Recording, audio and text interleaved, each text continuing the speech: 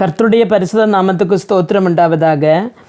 1 கொரிந்தியர் புத்தகம் 10வது அதிகாரம் 12வது வார்த்தையில், இப்படி இருக்க தன்னை நிற்கனவென்று எண்ணுகிறவன் விழாதிருக்கும்படி எச்சரிக்கையாக இருக்க கடவன் என்று கூறப்படுகிறது. அருமையான தேவனுடைய பிள்ளைகளை, பல நேரங்களிலும் நமக்கு வாழ்க்கையில் நம்ம வாலிபத்தின் பிராயத்தின் மிடுக்கு நம்மளால் நிற்க முடியும் என்று நமக்கு தோன்றும்.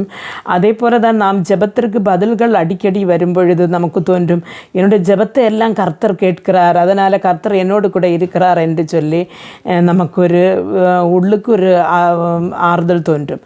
ஆனால் பவுல் சொல்லுகிறது என்ன சொன்னால், நான் நிற்கிறேன் என்று தோன்றுகிறேன், விசுவாச வாழ்க்கையிலே நான் நிற்கிறேன் என்று தோன்றுகிறவன் விழாமல் இருக்க தன்னை காத்து கொள்ள கடவன் என்று கூறுகிறார். அப்படி என்று சொன்னால், பெரியமான தேவனுடைய பிள்ளைகளை, சின்ன சின்ன காரியங்கள் நமக்கு கிடைக்கும்போது கர்த்தரிடத்தில் நமக்கு நல்ல விசுவாசம் இருக்கும். ஆனால் பெரிய காரியங்கள் வரும்பொழுது நம்முடைய விசுவாசம் சோர்ந்து போகாமல் கர்த்தருடைய வருகை வரை அல்லன்னா நம்முடைய முடிவு வரை நிலைநிற்கும்படியாக நாம் பாடுபட வேண்டும். அதனால் தேவனிடத்திலே நாம் கேட்டுக்கொண்டு நம்முடைய விசுவாச வாழ்க்கையில் நாம் பதறி போகாமல் முன்னேறி செல்ல கர்த்தர் ஒவ்வொருவருக்கும் கிருபை அருள்வாராக.